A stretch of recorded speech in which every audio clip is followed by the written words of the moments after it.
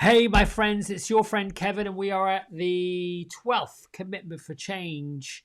And this is it. We're done after today. And I hope you've enjoyed whatever I've done. It's taken about 12 days to get through there. And what are we now? The 13th of January. So we started this on the 2nd, so it makes sense. I hope you like that little bit of intro. I decided to change it up, switch it up, and give you something different to concentrate on. So what is number 12? Let's go through the list that we've already accomplished, already gone through. Here we go. 12 commitments for change. Seek the truth. Be willing to come apart. Step out of your comfort zone. Commit to growth. Shift your vision. Drop what you know. Relax with what is. Remove the rocks. Don't rush the process. Be true to yourself. Be still and know that the whole is the goal. And that is what we are working with today. The whole, every piece of you is the goal. These commitments for change I've culled from Baron Baptiste's 40 Days to Personal Revolution, which is a yoga-based program that I took several times, led a few times. I believe it's still ongoing. The books are still in print. You can go to baptisteyoga.com and look up perhaps where they have it listed. This is a good program if you've practiced yoga for a while or anything for a while. You started doing something and you know there's something else there. It's a really good personal growth program. It was for me. It was something that lit my yoga practice up some and then led me into more of learning how to teach yoga, and there was more to that and more to that and more to that. So it was, for me, it was a very expansive journey. So what does it mean to understand that the whole is the goal? Well, our lives are split into things we like, things we don't like. And in the Western culture, of which I'm part of, the tendency is to do what we like and ignore the stuff we don't like. There's nothing really wrong with that, but when you're dealing with growing, when you're dealing with personal growth, this whole entire body system, the mind, the physical body, and the spirit that's housed within the spiritual body, or physical body, you have to look at the whole, all of it, every bit of it. If you're only focused on truth, you're missing truth. If you're only focusing on health, you're missing the health. If you're only focusing on one aspect of your life, and only one aspect, chances are you'll achieve it, you'll get there, you'll get where you need to be. But if you are looking for getting wholeness out of yourself, the bigger picture of yourself, then you have to be willing to improve or work on or commit to changing all aspects all at the same time. Now, some aspects of your life, if you're athletic, is pretty good. Health, exercise, we can get that going on. Many yogis practice yoga. Their bodies are lean. They are in really good shape. They are eating well. They're exercising well. They're getting that whole component down. Yet the emotional part, the really digging into the work of the psyche, the understanding of our emotional state, our spiritual state, often gets ignored, particularly when it comes to meditation, which is the seat of the soul, the eyes to the heart, the understanding and the connection with the divine creator. That's how you find it, through the meditation. Through going within, you get to go without, you get to see it. And it's a big part of the whole. It's interesting to note that those 40-day programs that I either led or participated in, initially, everybody's committing to change. They're rah, they're going for it, they're wanting to do it. By week 3, we've lost a few people. We hear the couldn't make it, had this going on, life got in the way. By week 4, and there's usually 5.5, almost 6 weeks, there's a few less people. By week 5, some of the stragglers come back. They realize they've missed some things, so they just disengage. And by the end of it, when we're ready to have that graduation and realize you've made it, you've done it, you committed to it, let's see what's different. There's normally anywhere between 10 and sometimes up to 30% of the original participants that originally committed to it still on board. One studio in this country, America, has a program that they would run this program for free. However, if you missed a meeting or you were not engaged in it, you were out of the program. So they track your progress, they track your attendance, they track your stickers, they track your engagement. And if you're disengaged, you're not interested, they don't worry about it. They just don't. They realize you're done. You can't commit to the change, and you wait for it to come back around and re-engage in it. I don't know how I feel about that, but I do understand that. Look at it a different way. Just imagine if you go to a classical concert and you're just shown this sheet music.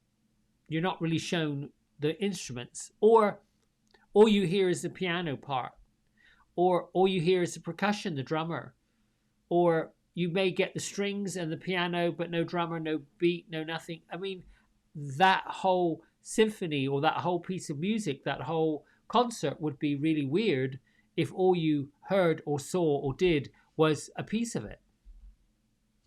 This is where I'm getting to, the whole being the goal.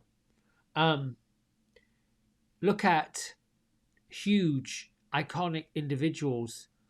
Martin Luther King, if all he achieved was to change the transportation system in the Deep South, I'm not sure that the freedom or the civil rights or any of that for the black community, people of color, would ever move forward.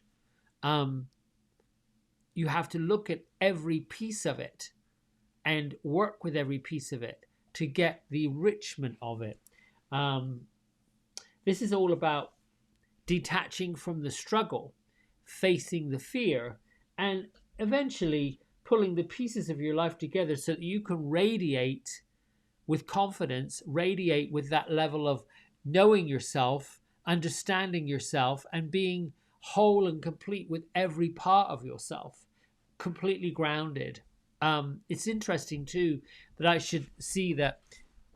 Look at the patterns of your life that have the most triggers, the most work, the most struggle, the cycle that's been calling you, asking you to pay attention, meditation, whether the food.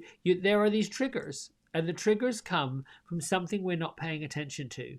The triggers come from somewhere that we're just not willing to go to because we don't want to, because it's work, because it's like, yeah, well, I want to do that. I don't want to do that. Just saying. All right, let's get to the cards and see which of our spiritual ancestors are with us today guiding this 12th one. All right. Father in the sky, Mother in the earth, angels, ancestors, light beings of the universe, thank you for reminding us that you are always present and to reveal to us through these oracle cards what we need to know. We are grateful that you're here. We are willing to receive and listen. And thank you so much for your guidance. I ask that the intention with these cards bring a message that rounds out these 12 commitments for change and gives our viewers hope that they need.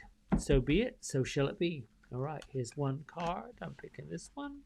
Let's see who's with us. Odin. Oh, Lord. There we go. Psychic insight. The third eye is open. See truth for what it is and follow your intuition. So this very much says that when you take your vision, when you take your wisdom, when you take your consciousness inward in that meditative space, in that quiet space, in that non-reactive place, you will find that all the information that you need to know, all the gathering about yourself and situations need to come. You know, many of us who study psychic abilities, psychic powers, whether we're card readers, intuits, spirit, mediums, doesn't matter which, it's still part of the same veil of information. For those of us that do it in an ongoing way, it is necessary to keep that component of wholeness and completeness so that the flow of energy coming through us and to us is clean and clear and open. So Odin comes as your psychic insight teacher to guide you on your way and let you go forward, having worked on these 12 commitments for change. You're being encouraged to look beyond what your physical eyes are showing you and look within and follow your intuition, your psychic vision. And you might want to plan ahead. It's important to keep in mind that the energy focused on the best possible outcome is what you really want to focus on, period. There are signs and symbols from the light to tell you that you're on the right path. So be aware of winged beings gracing your path, like hawks and blackbirds and eagles and even geese, for that matter. Be aware when you see these, particularly these unusual winged beings gracing your path, and know it's a wink from Odin and the light keepers that say that they are honoring the work that you're doing. Incidentally, Odin's twin flame is Freya, and just like her in this picture, you'll see he has a totem. And the story, if you're wondering, is that he surrendered one of his eyes at the mystical spring called Mimir, so that he could gain the wisdom of the ages. I mean, he's a strong but somewhat mild character. He looks imposing. He looks like an old what do they call those? Like Norwegian warrior. I'm trying to think. Viking. That's what he looks like. Um, um, but he's here to awaken our natural psychic instincts and open our third eye center, so we can see beyond the physical, beyond the physical senses, and more into the spiritual realm. He helps us recognize that it's fine and perfectly okay to have insights into what's happening next. We're the creator of our own path, after all, and Odin guides the runic alphabet as well, works closely with signs and symbols of the universe. So, what's next for us? I really don't know. I'm thinking of something that I can offer all of us that helps to keep us jogging along. But with this 12 commitments to change, go back through them one at a time, piece by piece. Listen to the message if you want to. And notice when you're triggered to abandon course or forfeit whatever your goals and dreams are. Notice what's driving that. Is there something that's keeping you from committing to it? I hear a lot from folks that are in a changing mode. Well, I tried, or I keep trying, or I try this, and I try, then I try, and I try. Take the word and the language of trying out and just experience the doing. By leaning into, well, I tried, I did try, it's not necessarily a commitment to anything. It is, what did you try and what did you discover? Even if you said, I gave it a go and this was my experience. There's a lot of folks who go into things saying, I'm going to try that and see what happens, with an expectation that it either needs to be a good experience or they won't ever do it again, rather than, this is going to be a fun experiment. This is going to be a fun adventure. I'm going to have fun doing this. I'm going to make the commitment that whatever I do, I'll do it and go through it and make my mind up afterwards. But if there's this underlying feeling of sabotage going into something, that's not a commitment to experiencing it. It's not a commitment to saying, we'll see if this is fun. Let's see what happens. Let's see what we get from it. I've shared in my life, anytime I've gone into something with reluctance or resistance, and been like, I am so tired, I don't want to go to another meeting, I've always ended up getting something from it. So the reluctance and the resistance oftentimes is actually pulling you toward it. It's a way of saying, we're asking you to do this and you're ignoring the request, being spirit asking. You're putting all these obstacles in the way of doing it. Oh, I'll do that tomorrow. Yeah, things like housework. But yet once it's done, the sweeping of the floor, the cleaning of the dust, the emptying of the garbage, once you've done it, the changing of the bed sheets, all of these chores, if you will, once you've accomplished it, it's incredible. I'm often inwardly, not outwardly judgmental, but inwardly interested when I hear folks say, I've had to do this at my son's or daughter's or child's room, pick up this, had to pick up that, had to pick up so and so, had to do such and such. You didn't have to, you chose to, because for you it was unsettling to leave the piles of clothes all over the floor, or the trash all under the bed, or the dust all over the place, or the room smelling like a dorm room. When we feel uncomfortable with something, we change what we're uncomfortable with, but then blame people who we feel should have changed it instead of just leaving it. Let it be, if that makes sense.